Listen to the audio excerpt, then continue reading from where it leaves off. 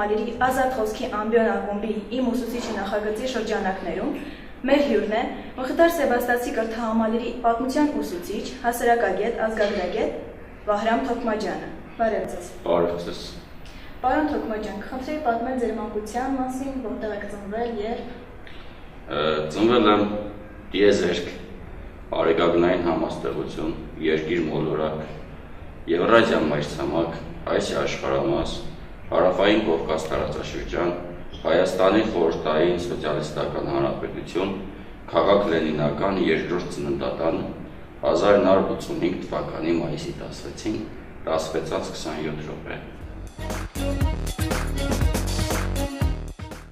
Ձեր ընտանիքում քանի հոգի եք եղել։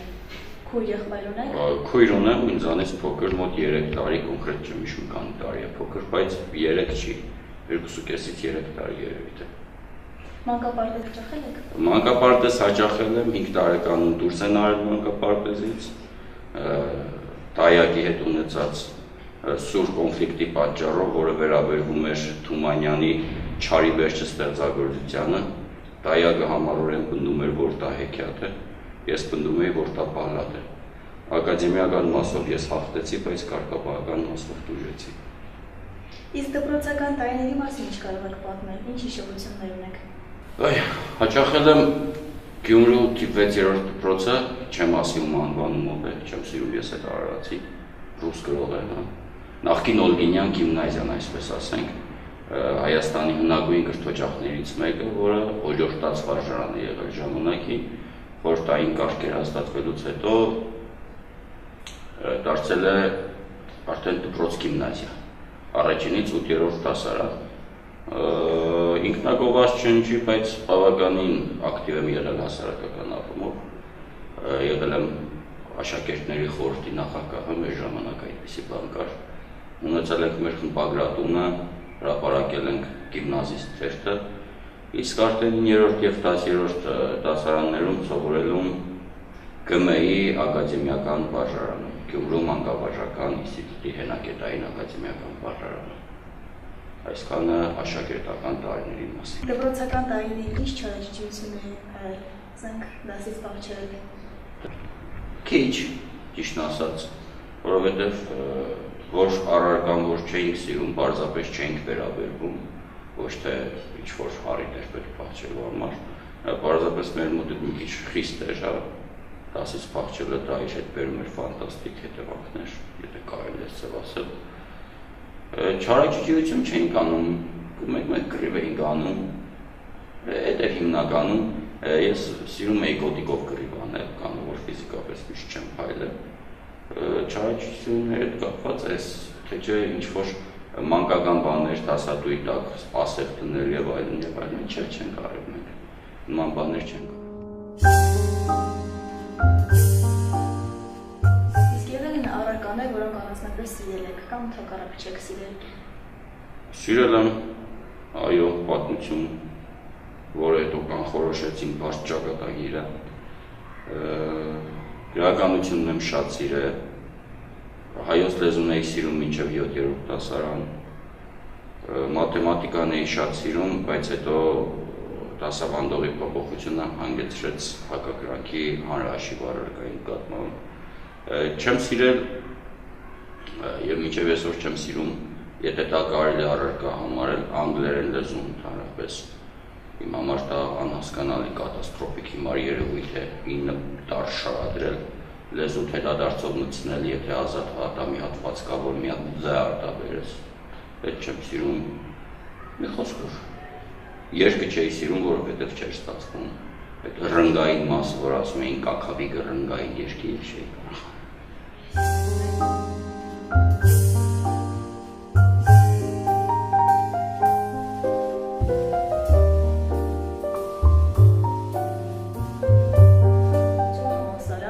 Մասնագիտություն, կողմնորոշվածություն, հեշտ է կողմնորոշվել։ Ասեմ ավելին, իմ ընտանիքի անդամները ընդհանրապես չեն ազդել իմ կողմնորոշման վրա։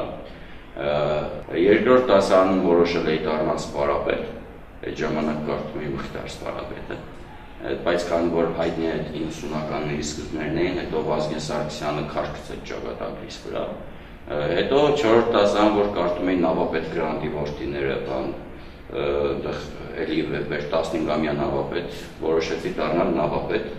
պարզվեց, որ վաղուց Սևանի Աշոտ երկաթ ռազմական նավատորմի միակ նավը չի գործում։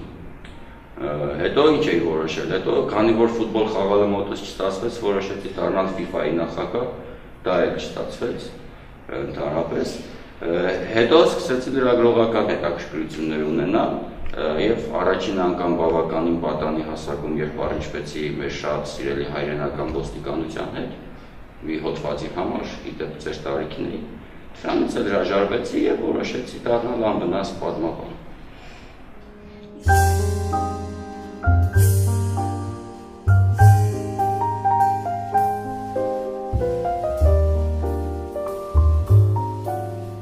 Իսկ որտեղ եք ընդունվել։ Երևանի պետական համալսարանի պատմության ֆակուլտետը, ես ուրիշ ոչ մի տեղ չեմ դիմել, ընդունվել եմ պատմության ֆակուլտետ։ Ինչ հետաքրքիր հիշողություններ ունեք այդ տարիներից։ Բազմաթիվ, հիմա որ հարցնում եք, ես չեմ կարող միանգամից պատասխանել, որովհետև իմ ուսանողական կյանքը, չնայած համալսարանական գաղջությանը, որոշակի առումներով, անցել է բավականին բուռն եւ բազմաբովանդակ, արկածախնդիր կյանք եղել, լի արկածներով, թերություններով, եթե ես ժամանակի մեքենան հետ տայի, 4 տարի կամ մագիստրատուրան էլ հետո 6 տարի ես շատ սխալներ եմ արել, որպես սովորող, կարգապահականից սկսած, մասնագիտականից վերջացած, բայց երբևէ որևէ սխալ չէի ուղի եւ կանեի նույն սխալները։ Միայն այն հանգամանքը, որ համալսարանում ուսանած տարիներին ես ունեցել եմ 48 նկատողություն, խիստ նկատողություն, եւ ռեկտորի կողմից նկատողություն, ինքնին խոսուն փաստ է համալսարանի 90-ամյա գոյության մասին։ Իսկ այս տարվա ավարտողներին, ովքեր պետք է ընդունվեն համալսարան, ինչ խորհուրդներ կտայիք։ Ընդհանրապես խորհուրդ չեմ տա, դա անշնորհակալ գործ է։ Լավ, իսկ ավարտելուց հետո ինչպես հայտնվեցիք Մուխտար Սեբաստիացի կրթահամալիրում։ Ուրեմն ավարտելուց հետո նախ այդ ընթացքում աշխատել եմ ոչ մասնագիտական սպասարկման ոլորտում, եւ 4-րդ եւ 3-րդ եւ 4-րդ կուրսում եւ մագիստրատուրայում, հետո 2009 թե 10 թիվներ քաղաքական շարժման մեջ էինք մենք այդ ժամանակ, նաեւ հիմա որպես ակտիվ քաղաքացիներ, ոչ թե ուրիշ։ Ինչպես ստացվեց հետևյալ կերպ։ Ես դիմեցի Մուխտար Սեբաստիացի կրթահամալիրի աշխատանքի, ինձ ներկայացրել էին կրթահամալիրի ղեկավարությանը, անցա փորձաշրջան, գրեցի առարկայական ծրագրերը, որ անհրաժեշտ էին եւ ուրցիկի փուլերը, եւ ընդունվեցի աշխատանքի Մուխտար Սեբաստիացի կրթահամալիրում որպես պատմության եւ այն ժամանակ ազգագրության դասավանդող։ Ովքեր մասնակցի եւ լավ ղեկավարը, լավ կազմակերպիչ, լավ ուսուցիչ, բոլոր հաջողությունները, որոնք կազմակերպելու որոնք մասնակցել են, իհարկե հետաքրքիր ու հագեցած են անցել, նույնը նաեւ դասերի առումով, չեմ հուսափյացնել, որ իմ ամենասիրելի ուսուցիչն է։ Բարև Տոկմաջյան, բարդ անձնավորություն է, փակագետերը բաց են, տաղանդավոր,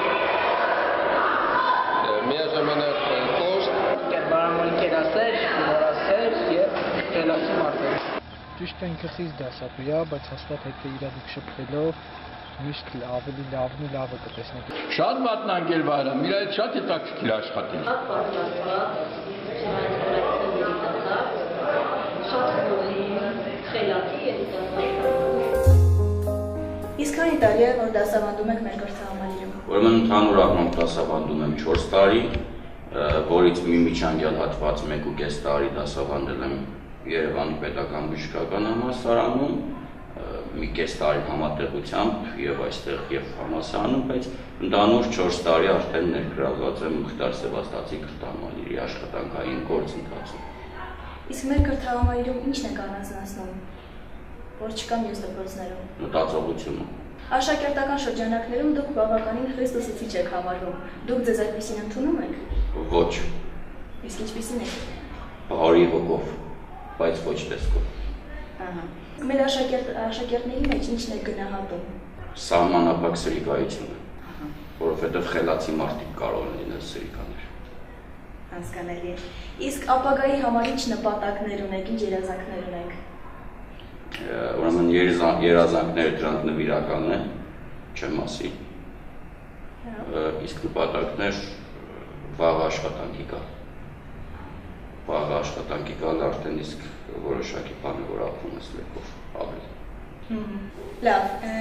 եթե ոսկե ձկնիկ բռնեի, ինչ խնդրեիք նրանից։ Առաջինը որ խնդրեի Ղարաբաղյան հարցի լուծումն էր, որ այս երկրը վերջնականապես ազատվեր իշխանական խունտայից, որը վերարտադրվում է այդ համակարգի միջոցով։ Երկրորդը որ խնդրեի այս ոսկե ձկնիկից եթե բռնեի երեխաներին անկախ ազգությունից, սեռից, տաղանանքից եւ ռասայական պատկանելությունից որևէ առողջակատմություն չունենան, իմ վրա դա շատ է ազդում, ես հուզվում եմ եւ կարող է զարմանալ, բայց մեկ լացել եմ լինում։ Եվ երրորդը իմ համար շատ փող կուզեի, շատ փող։ Շնորհակալություն հետաքրքիր զրույցի համար։ Հիշեցնեմ, որ մեր հյուրն էր Մխիթար Սեբաստացի կրթահամալիրի պատմության ուսուցիչ, ազգագրագետ Վահրամ Թոքմաջյանը։ Ես էլ եմ շնորհակալ, որ հրավիրեցիք։